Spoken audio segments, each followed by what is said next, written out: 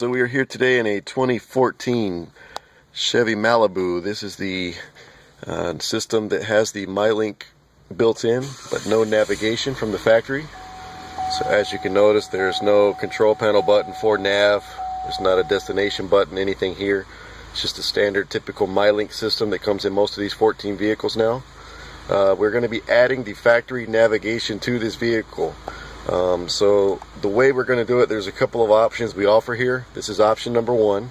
We'll discuss that later, and as far as pricing and everything goes, there'll be a number at the end of the video. You'll be able to call for information and pricing and whatnot. This is option number one.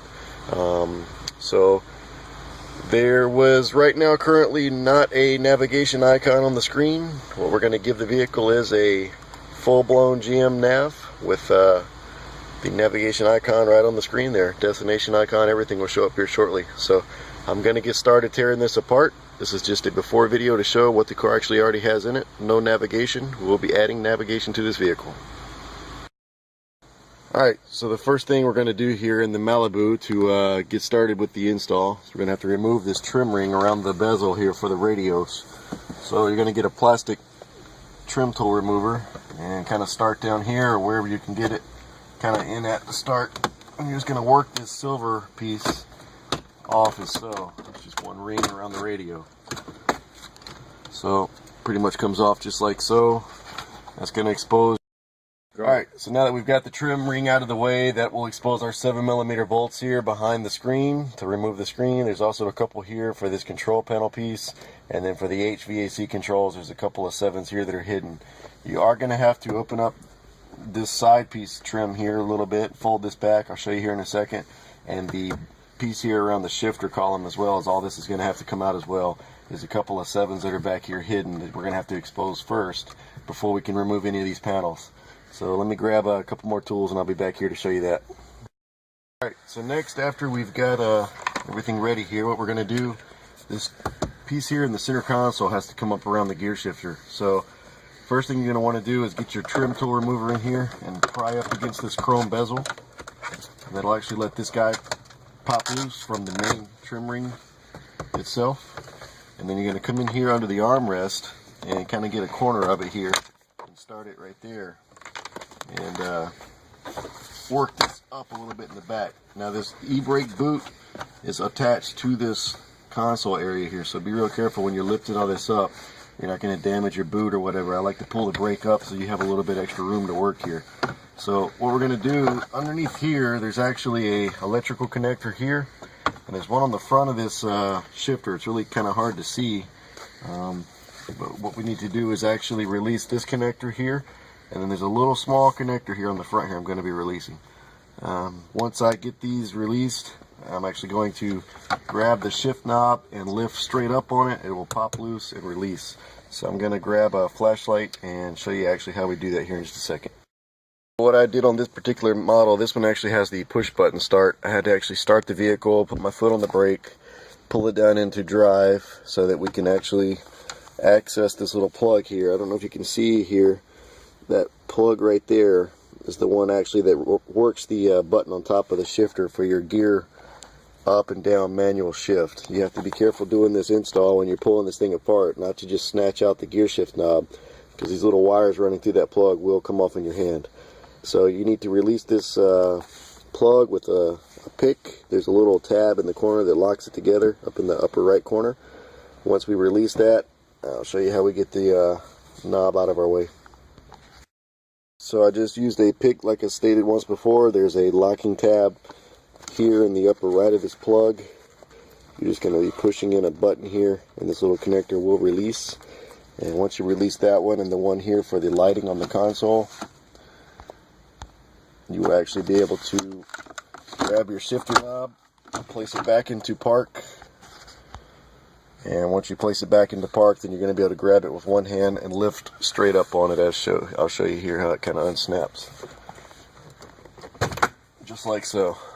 So that's what I was saying. That connector here, if you're not careful and go snatching on things, you will pull these wires out. Make sure you release this plug before doing this step. Once that's out of your way, your center console piece can kind of slide back a little bit. And that's going to give you access to the remaining bolts and everything you're going to need to take out this control panel Like I stated before, there's a few bolts that are actually hidden down behind here. So once I get all this off, I'll come back with another video showing you those bolts and how to remove the actual control panel here. So now what I did was basically got our trim panel piece here and lifted it up and off the center of the shifter stick here and just kind of laid it over in the passenger seat. Everything's still connected, the e-brake and all still there. You just want to kind of get it out of your way because there are two 7mm bolts here holding this lower control panel piece on, and then there's a couple up higher here and these here. So I'm going to go ahead and get the 7mm and a drill here, and I'm going to go ahead and remove these three control panels, and that's going to allow us to see the radio brain behind the dash we're going to be working with. So the bottom four 7mm bolts I went ahead and removed. There are three plugs behind there. Once you remove your control panel piece there, you're just going to unclick your plugs. That's going to allow you to remove also this one here, one up top on each side here. You're not going to want to unplug anything with the key switch or anything turned on. I'm just kind of doing this video showing, so you can get a little better view of the lighting of the panels and whatnot. Just make sure when you're unplugging these panels, your car is actually off, or you will throw an error message or a check engine light code. So basically, now that we've got those four bolts out of there, only thing left to do is actually grab the panel here, and it's just clicked in the dash. So it's a little snap that just if you kind of gently pull on it, it will release. And that'll allow you to remove that control panel. And the same thing here with the one underneath the screen. You're going to want to raise your screen up there. Alright. So before I go disconnecting anything, I'm going to kill power here to the switch. But obviously, there's one plug here, two plugs here. And you're going to take out these four 7mm bolts around the radio there. Once you get those guys out, that's pretty much it for the process of tearing this car apart. So we will be back. So we were back here in the Malibu after reassembling everything and putting it all back together in the reverse order there. We went ahead and reassembled the console piece, and this is pretty much how it's going to turn out. Same look as before. Like I said, this is option number one. We did not change any control panels or anything there. We can discuss that further with you in other parts of other videos. This is option number one of a couple of options we offer. So I'm going to go ahead and fire this up for you and let you see exactly how it works. Like I said, you still retain the factory MyLink features. We'll let this load up here for just a second. You'll see the Chevy MyLink symbol come back on. So now if you notice, whenever this fires up and we get to our home screen, I can actually show you here. There's an actual navigation icon. You're just going to click on the navigation icon. Navigation is going to load.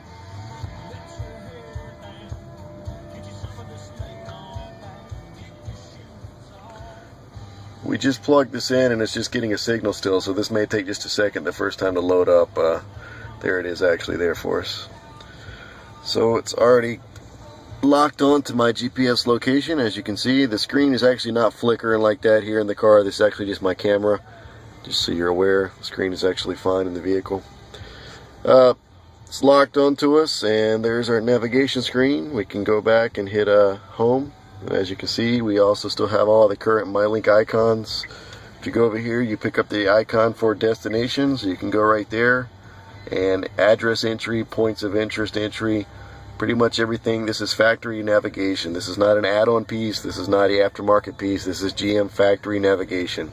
So it's pretty simple to use, straightforward.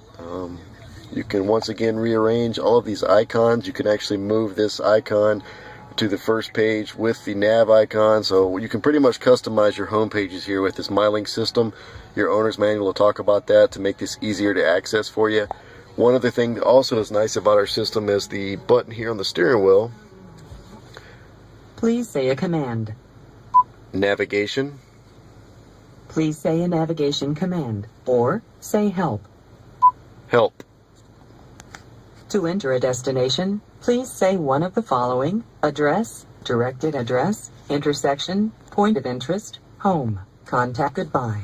So as you can see, the navigation system we installed in this vehicle is actually working with the voice recognition capabilities of the vehicle. So not only can you use the icon on the screen, but you can actually use your steering wheel button while you're driving or whatnot and actually enter in addresses into the vehicle there without even touching the screen at all. So it's pretty good technology, pretty good stuff here. Like I said, this is one of the options we offer for adding navigation to the 14 Malibu. I believe this will also work on years back. I will have a phone number at the end of the video here for more information or comments or questions. You can give us a shout at the end of the number at the end of the video. There'll also be an email address. You can email us for more information. So pretty good. This is once again a 2014 Malibu. We just integrated the factory navigation into. Shows you your weather, full-blown navigation here, all the MyLink features, Bluetooth streaming, even show you fuel prices. Really helpful if you're going on trips out of town or whatnot. Good stuff, good technology. So for more information, give us a shout at the end of the video.